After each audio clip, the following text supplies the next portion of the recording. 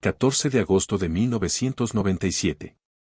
En un quirófano de Monterrey, un cuerpo yace inmóvil bajo una luz blanca que no perdona. Afuera, una enfermera corre por el pasillo en busca del anestesiólogo. Adentro, el monitor cardíaco deja escapar un pitido largo, seco, definitivo. En ese instante exacto, el corazón de Lucha Villa, la voz más poderosa del ranchero, la reina absoluta de los palenques, acaba de detenerse. Lo que debía ser una simple liposucción se convierte en cuestión de segundos en el inicio de la tragedia más silenciosa de la música mexicana. Pero mientras los médicos intentan reanimarla, en una casa de Camargo, una caja de casetes cubierta de polvo guarda la primera revelación de esta historia, la grabación de su última conversación antes de entrar al quirófano. Palabras dichas con humor, con miedo, con un temblor que nadie supo interpretar a tiempo. A cientos de kilómetros, en Guadalajara, un ex escolta de Ernesto Fonseca Carrillo, Don Neto, mantiene escondido un testimonio que nunca declaró ante la prensa. Es la segunda revelación, la noche en que vio a Lucha Villa salir de una habitación privada cubierta de esmeraldas. Joyas que no tenía cuando entró, joyas que solo un capo podía regalar. La tercera se encuentra en el expediente clínico que el hospital intentó minimizar, un documento donde un neurocirujano reconoce que el cerebro de Lucha Villa pasó más de 5 minutos sin oxígeno. No 2, como dijo el cirujano plástico, más de 5, suficiente para borrar una carrera entera. Una identidad completa, una vida. Y la cuarta revelación es la que su propia familia mantuvo en silencio durante años. Lo que realmente ocurrió en las 11 noches de coma, las reacciones de su cuerpo, los intentos desesperados de sus hijos por traerla de vuelta y el instante exacto en que comprendieron que la mujer que despertó ya no era la misma. Hoy, después de casi 3 décadas, seguimos sin conocer toda la verdad. ¿Quién mintió? ¿Quién cayó? ¿Quién permitió que la voz más grande de México se apagara de manera tan absurda? Para encontrar las respuestas hay que regresar al principio, cuando una niña de Camargo todavía creía que el mundo podía salvarla. Aquí comienza la historia. Todo empezó muy lejos del quirófano de Monterrey, en un rincón perdido del norte de México donde el polvo parecía no descansar nunca. Santa Rosalía de Camargo, Chihuahua, el año 1936. Un país todavía rural, con calles de tierra, casas de adobe y noches tan silenciosas que se podía escuchar el viento colarse por las rendijas de las ventanas. En una de esas casas pobres, con cocina de humo negro y frijoles hirviendo en una olla casi vacía, nació una niña a la que llamaron Luz Helena Ruiz Bejarano, sin imaginar que un día ese nombre ya no le bastaría para contener todo lo que se convertiría. Su madre era el tipo de mujer que aprende a nacer milagros con casi nada, estirando los centavos hasta que se rompen, remendando vestidos una y otra vez, callando más de lo que dice. De su padre apenas quedó una silueta borrosa en la memoria, una ausencia que nadie se tomó la molestia de explicar. En el México pobre de los 40, los hombres que se van no generan preguntas, solo huecos. Pero en medio de esa casa donde faltaba casi todo, había algo imposible de ignorar. La niña crecía más alta que las demás, una estatura que la hacía sobresalir en las fotos de la escuela y en las misas de domingo. Y sobre todo tenía esa voz grave, ronca, profunda, como si saliera del fondo mismo de la tierra. Cuando cantaba en la iglesia, el sacerdote acababa pidiéndole que bajara el volumen porque opacaba al coro entero. A los 12 años ya la llamaban para animar fiestas familiares. Las tías la presumían, los vecinos pedían que repitiera las canciones. A los 14 empezó a cantar en bodas, bailes de pueblo, ferias patronales, esas noches donde el pueblo entero se reunía en un salón de piso de cemento. Y focos desnudos colgando del techo. La banda podía olvidarse de una nota, el sonido podía fallar, pero la voz de Luz Helena llenaba el espacio completo, rebotando en las paredes como si el edificio hubiera sido construido solo para ella. Y entonces llegó el primer giro brutal de su vida. Tenía 15 años cuando aceptó casarse con un hombre 20 años mayor que ella, Mario Miller, 35. Hermano de Paco Miller, ventrílocuo conocido en el circuito del espectáculo. Él traía mundo, contactos, experiencia. Ella traía hambre, pobreza y una urgencia silenciosa por escapar de la prisión invisible de Camargo. En las ollas casi vacías y en los zapatos gastados estaba la explicación a una decisión que hoy nos parece incomprensible. Una adolescente que se convierte en esposa porque le han enseñado que el matrimonio es la única puerta de salida. En 1953 nació su primera hija, Rosa Elena. En 1954 llegó Carlos Alberto. 2 bebés en 2 años, una niña convertida en madre cuando aún no terminaba de entender en qué se había metido. El amor, si alguna vez pasó por esa casa, se desvaneció rápido. 7 años después de la boda, Mario desapareció de su vida con la misma facilidad con la que había llegado. De pronto había una mujer de 22 años, 2 hijos pequeños, ninguna profesión, ninguna certeza.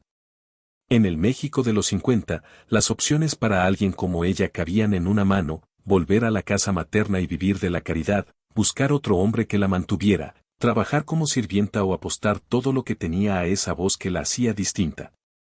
Fue entonces cuando tomó la decisión más arriesgada. Dejó a sus hijos al cuidado de la familia y se subió a un camión rumbo a la Ciudad de México con una maleta pequeña y un sueño que todos consideraban un delirio. Una mujer norteña sin apellidos importantes queriendo ser cantante en la capital. La recibieron el ruido, el smog, las pensiones baratas donde se compartía cuarto con desconocidas, los días sin saber qué comer ni dónde dormir. Cantó en bares de mala muerte donde el humo de cigarro hacía arder los ojos, en cabarets donde los borrachos le lanzaban comentarios obscenos y billetes arrugados, en programas de radio a deshoras donde nadie preguntaba su nombre. Un día, esa insistencia obstinada se cruzó con la necesidad de otra persona. Luis G. Dillon, empresario argentino, buscaba una voz femenina potente para un espectáculo de variedades. La cantante que había contratado no apareció a la audición.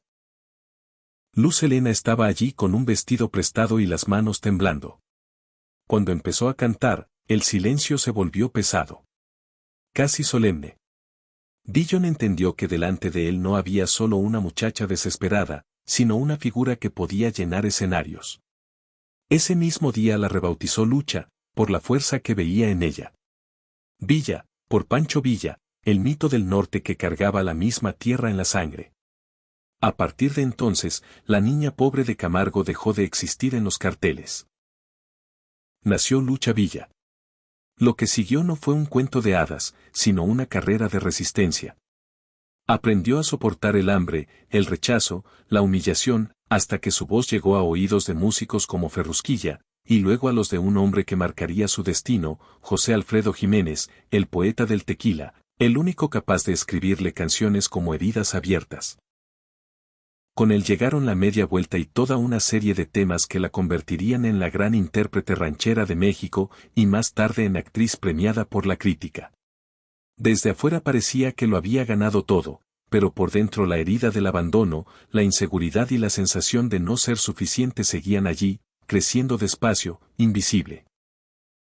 Esa niña alta del desierto que aprendió a obedecer y a aguantar se transformó en una mujer que mandaba en los palenques y en los sets de cine, aunque por dentro siguiera buscando a alguien que le dijera que por una vez no hacía falta demostrar nada. Esa grieta emocional será esencial para entender por qué décadas después, frente al espejo y antes de entrar al desgrasador, decidió apostar su vida entera a una cirugía estética. ¿Y por qué en aquella última conversación grabada antes de la operación, el primer secreto que te prometí, su voz sonaba menos a reina y más a aquella niña de Camargo que siempre tuvo miedo de quedarse sola? Para entender lo que pasó en aquel quirófano de Monterrey hay que hacer algo incómodo, bajar la mirada al lugar donde casi nadie quiere mirar. La parte de la vida de Lucha Villa que se escribió en salones privados, no en escenarios, en mansiones de narcos, no en palenques. México, primera mitad de los años 80. Mientras en la televisión se hablaba de modernización y en los cines aún se proyectaban sus películas, en la sombra crecía el Cártel de Guadalajara, con nombres que hoy suenan a leyenda oscura. Miguel Ángel Félix Gallardo, Rafael Caro Quintero, Ernesto Fonseca Carrillo, Don Neto. Hombres que movían toneladas de cocaína hacia Estados Unidos y millones de dólares de regreso. Hombres que querían tenerlo todo. Poder, gobiernos, policías y también ídolos del espectáculo sentados en sus mesas. Lucha Villa llegó a ese mundo no como víctima ingenua, sino como lo que era entonces, una estrella absoluta. A mediados de 1984, ya había llenado todos los palenques importantes del país, había ganado premios, filmado películas, grabado discos históricos. Su nombre abría puertas en Los Pinos y en los foros de televisión. Pero en el México de esa época, el mismo nombre que fascinaba a presidentes fascinaba a los capós. Para ellos, tener a Lucha cantando en una fiesta privada no era entretenimiento, era una demostración de poder. El mensaje era claro: si yo quiero, la mujer que llena arenas canta solo para mí. Las invitaciones empezaron como algo normal, un empresario anónimo que paga bien por un show privado en una hacienda, un concierto discreto en un rancho de Sinaloa. Una noche en un salón de fiestas en Jalisco donde la seguridad parecía exagerada. Nadie decía la palabra narco en voz alta, pero las armas largas, las camionetas sin placas y los fajos de billetes hablaban por todos. Lucha Villa no era la única. Cantantes, actrices, comediantes, todas pasaron alguna vez por esos escenarios paralelos donde no había boletos ni taquilla. Ni prensa, solo hombres armados, botellas carísimas y una sensación constante de que cualquier chiste podía ser el último. La noche que se convertiría en uno de los secretos mejor guardados de su vida empezó como tantas otras. Guadalajara, aproximadamente del año 1985. Una mansión en las afueras, muros altos, cámaras, guardias en cada esquina. Los escoltas de Don Neto recordaron años después que la seguridad aquella noche era aún más exagerada de lo habitual. Dentro, mármol brillando bajo candelabros, cuadros caros, alfombras gruesas que ahogaban los pasos.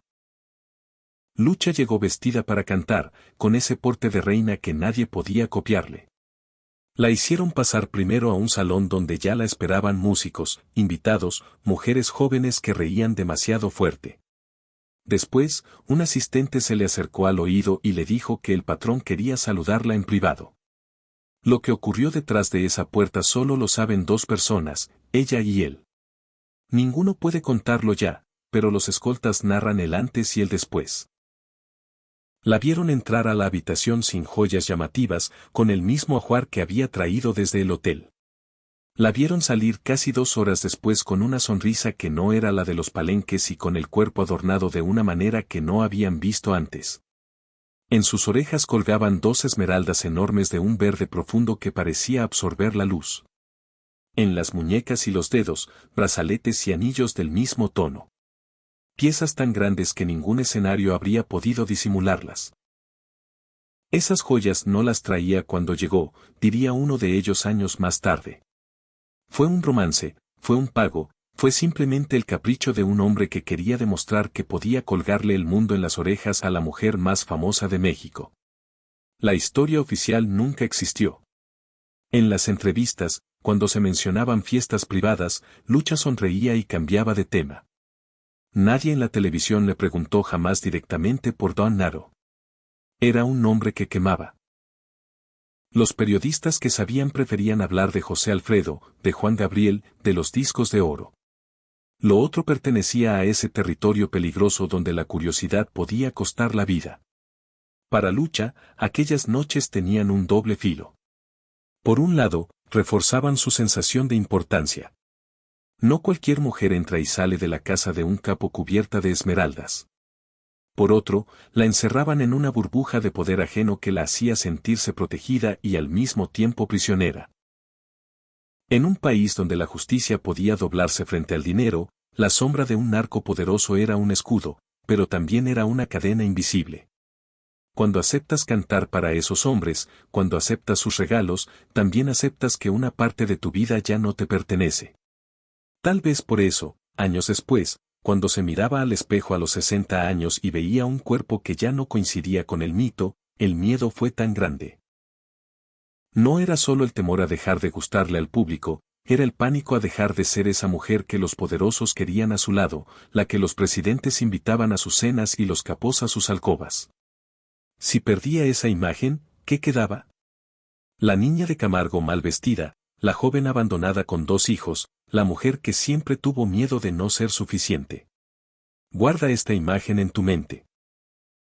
Lucha Villa bajando las escaleras de una mansión del narco, envuelta en joyas verdes como billetes nuevos, sonriendo como si el mundo fuera suyo. Años después, en Monterrey, estará tendida en una camilla conectada a monitores que no entienden de esmeraldas ni de poder. Entre esas 2 escenas se esconde el secreto que nadie quiso contar abiertamente: la reina de los palenques también fue, por un tiempo, trofeo en la vitrina más peligrosa de México. Y esa mezcla de gloria prestada y miedo permanente la empujó centímetro a centímetro hacia el bisturí que terminaría silenciándola para siempre. Para entender cómo una mujer que lo había tenido todo terminó apostando su vida a un bisturí, hay que mirar con calma los años en que nadie la vio caer. Después de las noches de Esmeraldas y Narcos, después de los discos perfectos con Juan Gabriel, después de los premios Ariel y de los palenques reventados, llegó una etapa mucho más silenciosa, mucho más peligrosa. La época en la que el público seguía aplaudiendo igual, pero el espejo empezó a decirle otra cosa. A finales de los años 80 y principios de 1990, Lucha Villa ya era una institución. Había pasado los 40, luego los 50, y seguía llenando escenarios que muchas cantantes veinteañeras solo podían soñar.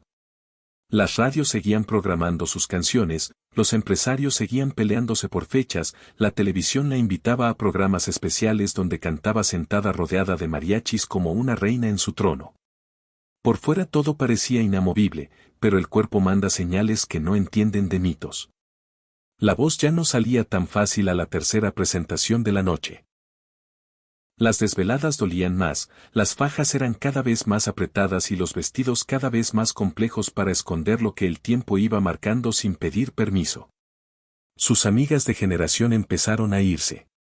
José Alfredo había muerto en 1973, consumido por el exceso. En 1995, la noticia del deterioro de Amalia Mendoza corría entre pasillos.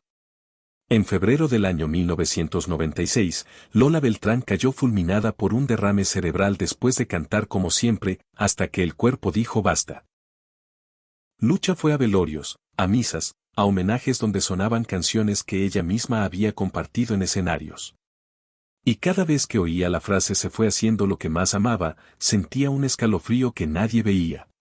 ¿Ese iba a ser también su final? ¿Desplomarse en medio de un palenque con maquillaje corrido y cámaras apuntando al cuerpo caído? El éxito también cambia de forma con la edad. A mediados de 1990, los discos ya no se vendían como antes. Las nuevas voces empujaban desde abajo. Las televisoras querían rostros frescos para sus telenovelas. Lucha seguía siendo respetada, sí, pero empezaba a notar pequeños detalles que la herían más que cualquier crítica abierta. Un productor que sugería una iluminación más favorecedora, una revista que usaba fotos antiguas porque en las nuevas no salía tan bien, un comentario aparentemente inocente sobre lo impresionante que se veía para su edad. Esa coletilla final se le quedó clavada como un alfiler. En casa, la soledad era otra. 5 matrimonios, 5 intentos fallidos de construir un refugio, 5 veces recogiendo maletas, firmando papeles, explicándoles a los hijos que esta vez sí estarían mejor. A los 60 años no quedaba ni rastro de la fantasía de pareja para siempre. Había hijos, nietos, familia, sí, pero al final del día, quien se quedaba frente al espejo desmaquillándose en silencio. Era ella sola, esa mujer alta que había desafiado a los hombres en los palenques, que había enfrentado al machismo desde el centro del redondel. Ahora se peleaba con una báscula, con un botón que no cerraba, con una arruga nueva que ni el mejor maquillista podía esconder del todo. El año de 1996 parecía por fuera un triunfo absoluto. Juan Gabriel la reunió con Lola Beltrán y Amalia Mendoza para grabar Las Tres Señoras, el álbum que sellaba para siempre su lugar en el Olimpo del ranchero. Compartió estudio con Vicente Fernández, Antonio Aguilar, Miguel Aceves Mejía, rodeada de hombres que la trataban como a una igual, como a la reina que era. Mientras grababa Hoy que pienso tanto en ti, su voz seguía sonando firme. Segura, con esa autoridad que solo dan las décadas. Pero en las fotos de esas sesiones, si miras con atención, hay algo más: el cuello cubierto, las mangas largas, los ángulos cuidadosos. Ella misma pedía que la tomaran de aquí para arriba. La palabra retiro empezaba a aparecer en las entrevistas, aunque casi siempre envuelta en chistes. Algún día me voy a ir, pero todavía no, decía riendo. La verdad es que no sabía cómo dejar de ser Lucha Villa. ¿Quién era Luz Helena sin micrófono, sin palenques, sin cámaras? Esa pregunta le pesaba más que cualquier joya que le hubieran colgado en las fiestas de los capós. Y cuanto más miedo sentía de perder ese personaje, más se aferraba a la idea de conservar intacto el cuerpo que lo sostenía. El espejo se convirtió en enemigo. Cualquier kilo de más se veía como una traición, cualquier cambio en la piel como una amenaza directa a su lugar en el mundo. Había pasado la vida entera demostrándole a todos que una mujer podía dominar territorios de hombres sin pedir permiso, pero la industria nunca dejó de recordarle que también debía seguir viéndose deseable, firme, impecable. Un hombre de su edad podía volverse entrañable. Ella corría el riesgo de volverse invisible.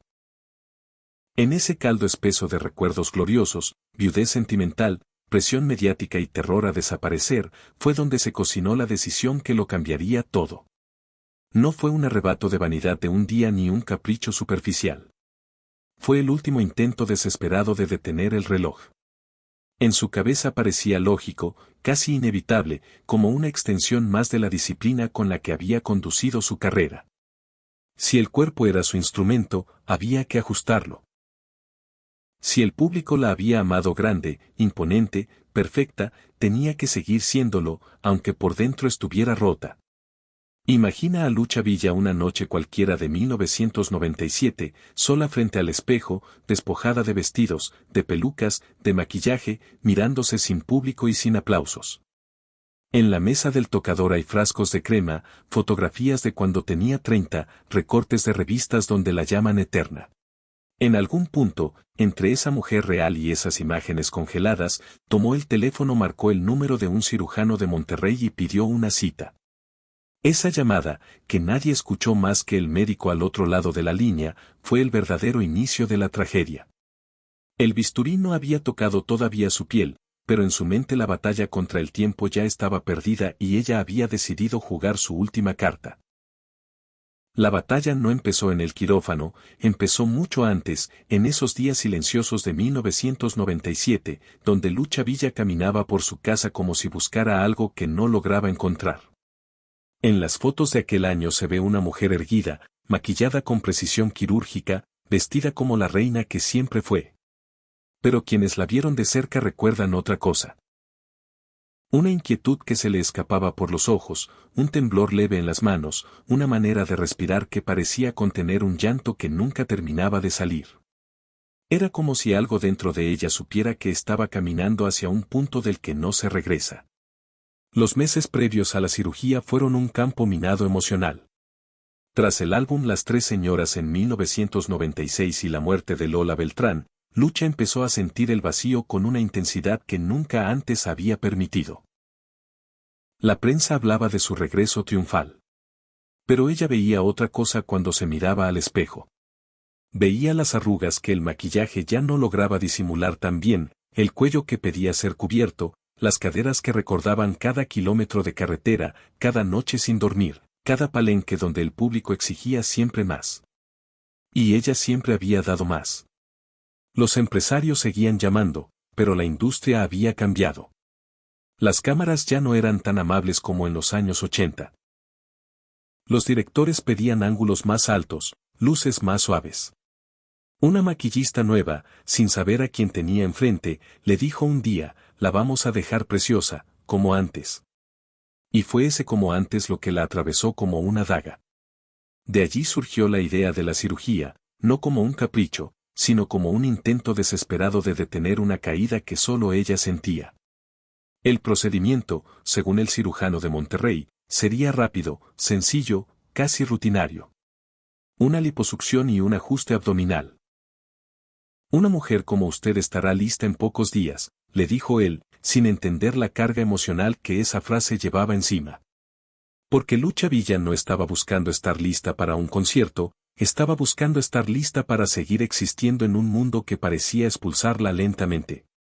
La noche anterior al viaje a Monterrey es una de las escenas más dolorosas de esta historia.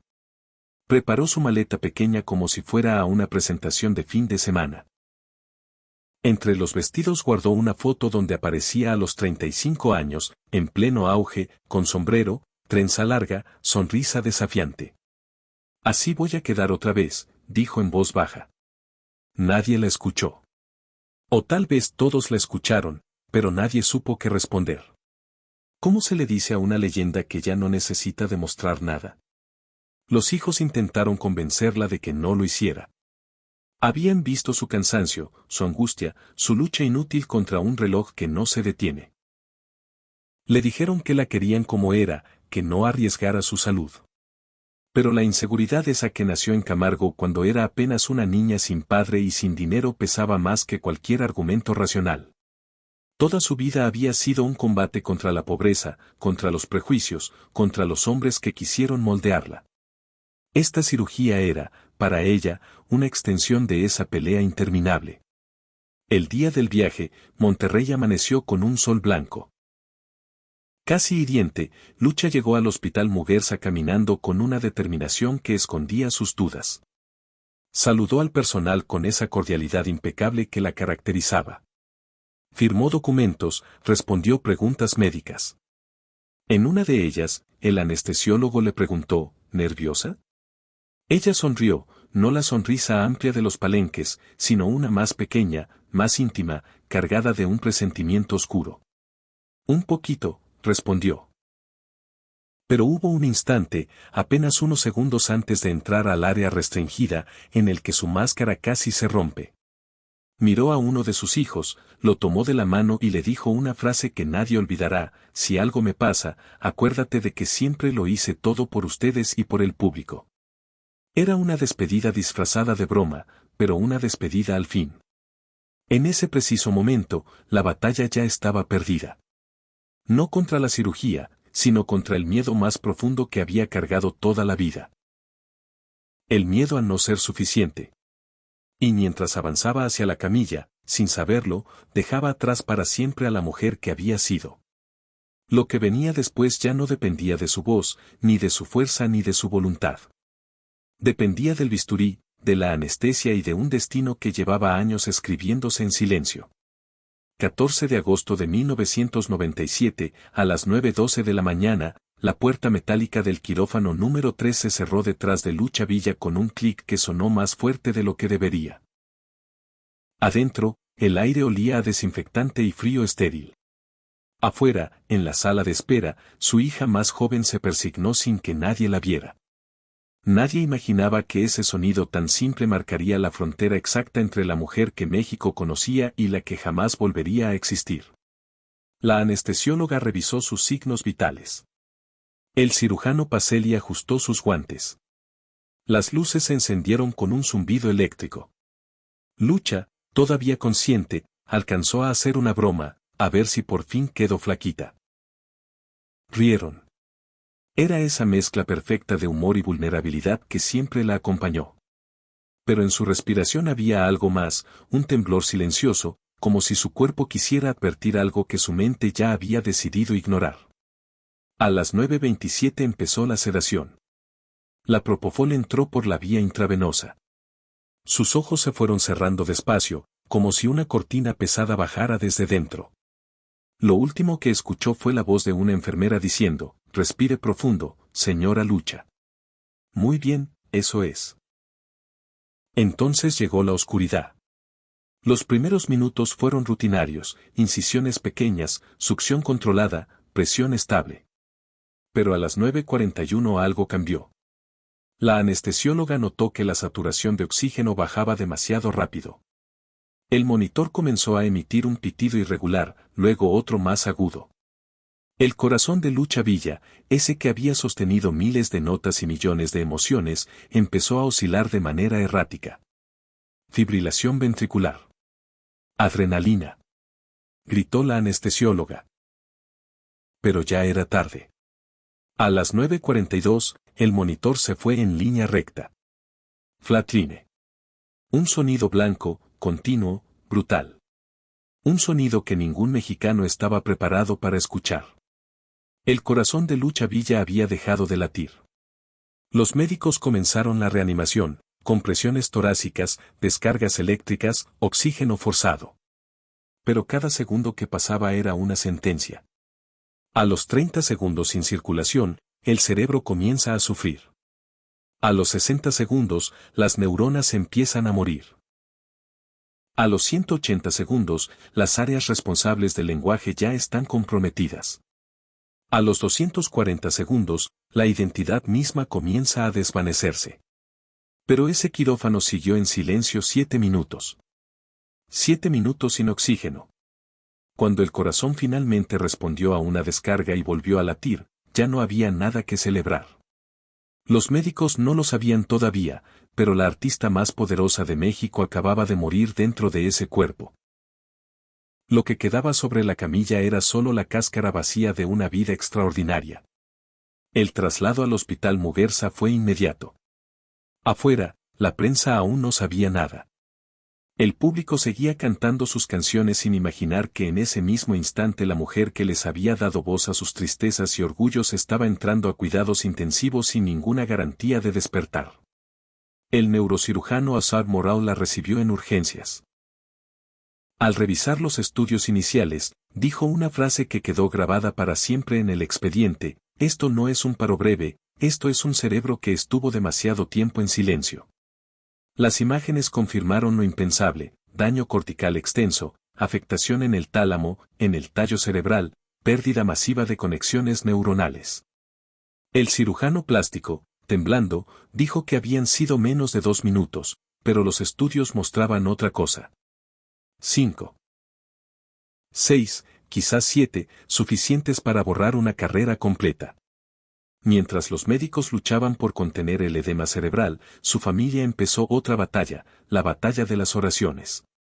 11 noches frente a la ventana de la UCI, 11 noches donde cada respiración de ella dependía de máquinas, 11 noches donde se repetía la frase que la acompañó toda su vida. El show debe continuar, pero esta vez no podía. El país entero se paralizó cuando el 31 de agosto Lucha abrió los ojos. Pero lo que despertó no era la Lucha Villa que México había amado durante 4 décadas. No hablaba, no reconocía, no cantaba. Su mirada era la de alguien que había regresado del silencio, pero dejando atrás aquello que la hacía única. Ese fue el día en que la artista murió para siempre, aunque su cuerpo siguiera respirando. Y ese fue el precio que pagó por intentar ganarle a un enemigo al que nadie vence, el tiempo. Cuando Lucha Villa despertó del coma aquel 31 de agosto de 1997, México entero celebró como si hubiera regresado una reina del inframundo. Pero la familia fue la primera en darse cuenta de que algo estaba terriblemente mal. Había abierto los ojos, sí, pero no reconocía el cuarto, ni el rostro de su hija, ni la voz que durante décadas había guiado su vida. Era como si hubiera regresado solo una parte de ella, la parte que respira, no la que siente. Los médicos lo explicaron con palabras técnicas. Encefalopatía hipóxico-isquémica, daño irreversible. Zonas enteras de su cerebro apagadas para siempre. Pero la familia lo entendió en una imagen mucho más simple, mucho más cruel. La mujer que despertó ya no era Lucha Villa, era una sombra de sí misma. Los primeros días en el hospital fueron un espejo roto. Se despertaba confundida, mirando a su alrededor como una niña perdida en un supermercado. No podía articular oraciones. No podía sostener un vaso. Cuando intentaron que diera sus primeros pasos, sus piernas, las mismas que la habían sostenido en cientos de palenques, temblaron como si fueran de papel mojado. La grandota de Camargo ahora necesitaba 3 personas para ponerse de pie. Había momentos peores, instantes en los que intentaba hablar desesperada, moviendo los labios sin poder sacar un solo sonido. Como si la voz, esa voz que había sido su arma, su escudo, su destino, estuviera atrapada detrás de una puerta que nadie podía abrir. Sus hijos dicen que lo más doloroso no fue que dejara de cantar. Lo más doloroso fue ver cómo intentaba cantar y no podía. Los meses siguientes se convirtieron en una rutina que la familia jamás imaginó vivir. Terapias de lenguaje que avanzaban milímetro a milímetro. Ejercicios de memoria donde le mostraban fotos suyas. Ella en Mecánica Nacional. Ella con Juan Gabriel. Ella recibiendo un Ariel. A veces miraba las imágenes como si fueran de otra persona.